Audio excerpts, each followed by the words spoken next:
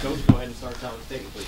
All right, just another gutsy effort by this group of Flames. You know, we knew we were going to have a challenge with the way these guys play, physically, rebounding-wise, the way they get after you defensively.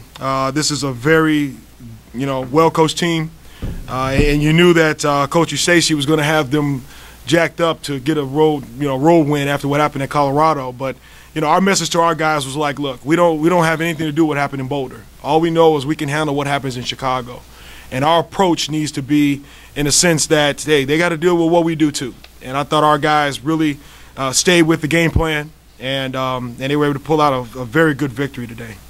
What are your thoughts on the guy you left, how he played defensively? He was great. I told him, I said, that was a tremendous effort, just coming in and being hungry to help this team pull out this W. And he was just all over the place. I mean, every time I looked up, he's either blocking a shot or coming down with a rebound with some tenacity. And that's what I expect out of Will. He's in his second year. He spent that first year just learning and getting beat up by Darren and Paris every day in practice. So now it's time for him to help and step up, and he did a great job when the big fella got in foul trouble. You kind of get a sense of what the team needs sitting on the bench watching almost. I mean, it was an intense game from the start, and they were crashing doors and kind of trying to get physical with you guys. You seem to spark it. Yeah, just coming off the bench and trying to give energy, just give him my minutes, help Josh get a breather, especially when he was in foul trouble. Just coming in, doing whatever the team needs. If it's rebounding, just getting on the glass or whatever, just whatever the team needs to win. Were you guys surprised at all about the physical nature of what Colorado State brought to the floor? No, that was kind of what we came into the game with.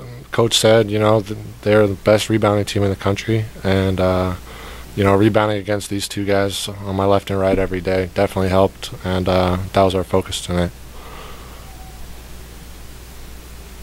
Howard, late in the first half, he had a little bit of 6 or 7 points on you guys, and he seemed to go a little bit of zone.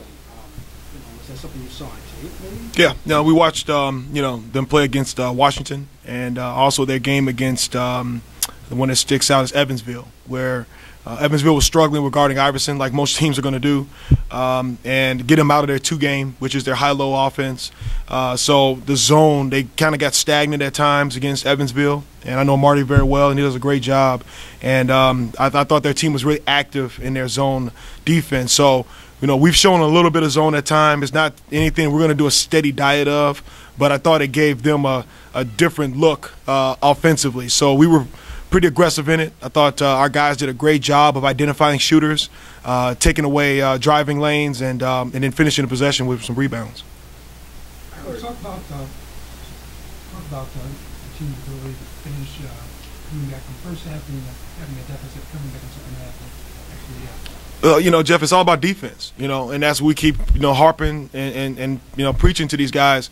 The defense will keep you in the game. They go on a run.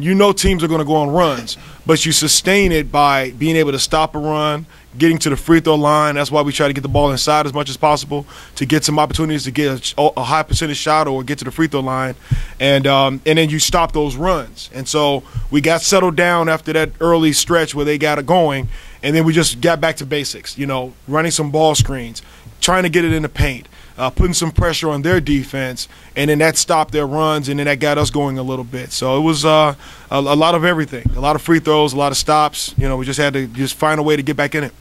Does this team graduate? You talked about how you're not worried about aesthetics. Has this team graduated to the point where maybe you are a little bit? Or? No. As long as we keep winning, I'm not concerned with it. We just got to find ways to win, and that's the bottom line. And when you're playing defense the way we're playing, you just got to find ways to score. So you get Mark Brown getting the deflection and then a 3-point play in transition. Just finding small ways to score off of your defense, and that's what we got to continue to do. So it may not look pretty to some people. I can care less. I just want these guys to be able to be on the left side of the score.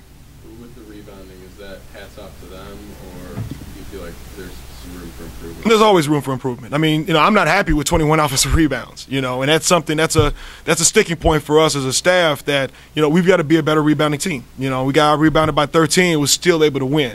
but because we got the stops when we needed to, because we made free throws. We got the baskets when we needed to have them, and then the key stops. So, there's always something that I can harp on, and these guys know I'm never going to praise them and not say anything or criticize. So we got to keep working.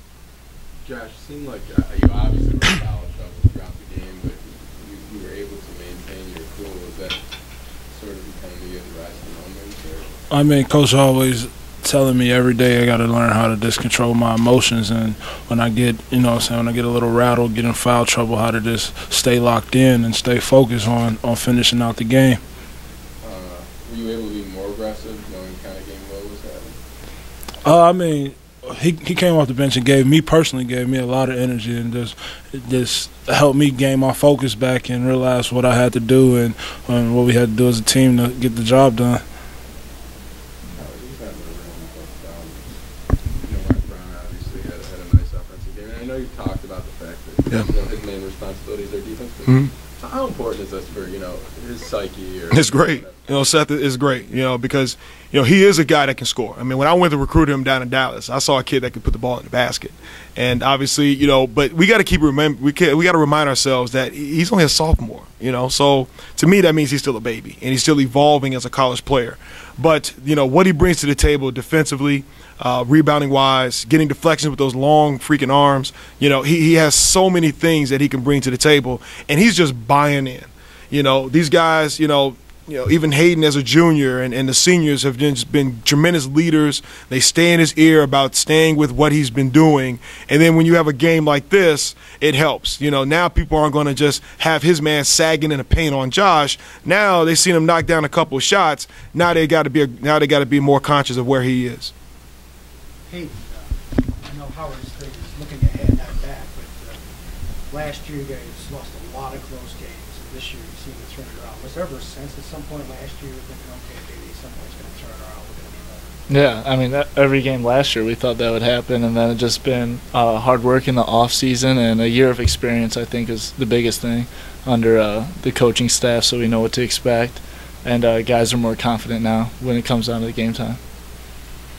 But when you use the kind of light full-court pressure at times, is that more to energize the team, or is that something you saw? To run some clock. Just to make them have to run offense at about the 20-second mark, and then they have to run more of a quick hitter rather than getting into their offense. And this isn't a quick hitting team. So, the whole premise of today was to just slow them down, make them have to make, 4 or 5 more passes before they get into their half-court offense. So, yeah, it worked out okay today. Do you count at all as a coaching staff how many shot clock violations or how many times you can get them, to have to shoot within the last 10 seconds or use X number of seconds? No, not really. We just really try to pay attention to, stringing stops together. How many stops can we get in a row to get? Because as much as people talk about offensive runs, we really like to pay attention to defensive runs because that can get a lead just as well as an offensive run. Anything else, guys? All right. Thanks a lot, guys.